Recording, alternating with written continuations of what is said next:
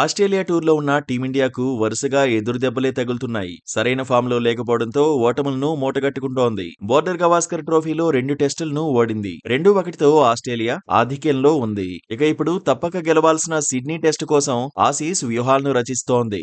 అయితే అన్నిటికంటే పెద్ద సమస్యగా మారిన టెస్టు జట్టు కెప్టెన్సీ విషయంలో బీసీసీఐ సైతం మల్లగుల్లాలు పడుతోంది. టీమిండియాలో ఉన్న పరిమిత ఆప్షన్లే అందుకు కారణంగా కనిపిస్తున్నాయి. దీంతో రోహిత్ శర్మ సిడ్నీ టెస్ట్ తర్వాత తప్పుకుంటే కొత్త కెప్టెన్ ఎవరన్న చర్చ జరుగుతోంది. భారత్ ఆస్ట్రేలియా మధ్య జరుగుతున్న border Gavaskar trophy test series లో ప్రస్తుతం కంగారూలు ఆధిక్యంలో ఉన్నారు. సిడ్నీలో జనవరి 3 నుంచి ప్రారంభమయ్యే చివరి టెస్ట్ లో భారత్ తప్పక గెలవాల్సిన పరిస్థితి. ఈ మ్యాచ్ లో గెలిస్తే సిరీస్ సమం చేసే అవకాశాలు ఉన్నాయి. అలాగే ప్రపంచ టెస్ట్ ఛాంపియన్షిప్ ఫైనల్ రేస్ లో నిలిచేందుకు అవకాశాలు ఉంటాయి. అయితే ప్రస్తుతం team India form, captain Rohit Sharma వ్యక్తిగత ప్రదర్శన, ఇతర ఆటగాళ్ల ప్రదర్శన ఇలా ఎటు చూసినా ఆందోళనకర పరిస్థితులే కనిపిస్తున్నాయి. ఇప్పుడే ఇలా ఉంటే సిడ్నీ టెస్ట్ తర్వాత రోహిత్ శర్మ తప్పుకుంటే పరిస్థితి మరింత దారుణంగా మారనుంది.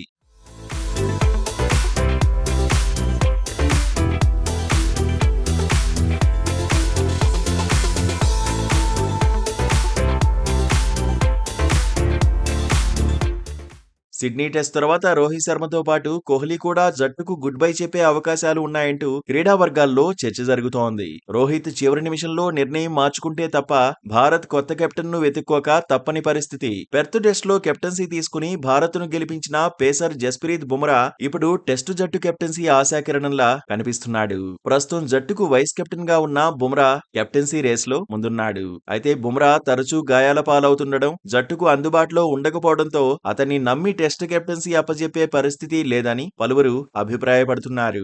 ఈ క్రమంలోనే టీంతో ఎల్లప్పుడూ ఉండేలా కెప్టెన్ ను నియమించేందుకు బీసీసీఐ ఆలోచనలో పడింది. ఇందుకు బీసీసీఐ వద్ద ఉన్న మరో పరిష్కారం కెప్టెన్సీ విభజన. రోహిత్ లాగా బుమ్రా టెస్టు టీ20 ఫార్మాట్లలో జట్టును నడిపించే పరిస్థితి లేదు. దాంతో టెస్టు జట్టుకు ప్రస్తుతానికి బుమ్రాను కెప్టెన్ గా ప్రకటించి వన్డేలకు కొత్త కెప్టెన్ ను వెతుక్కోవడమే మేలని అనిపిస్తోంది. రోహిత్ ఇంకా వన్డేల్లో రిటైర్మెంట్ తీసుకోలేదు కాబట్టి ఎలాగో ఛాంపియన్స్ ట్రోఫీ వరకు అందుబాటులో ఉంటాడు. ఆ తర్వాత కేఎల్ రాహుల్, శ్రేయస్ అయ్యర్, రిషబ్ పంత్ల్లో ఒకరికి వన్డే కెప్టెన్సీ ఇచ్చే అవకాశాలు ఉన్నాయి. టీ20లో ఎలాగో సూర్యకుమార్ యాదవ్ ఇప్పటికే మంచి కెప్టెన్ గా రాణిస్తున్నాడు కాబట్టి ఇదే బీసీసీఐకి బెటర్ ఆప్షన్ లా ఉంది.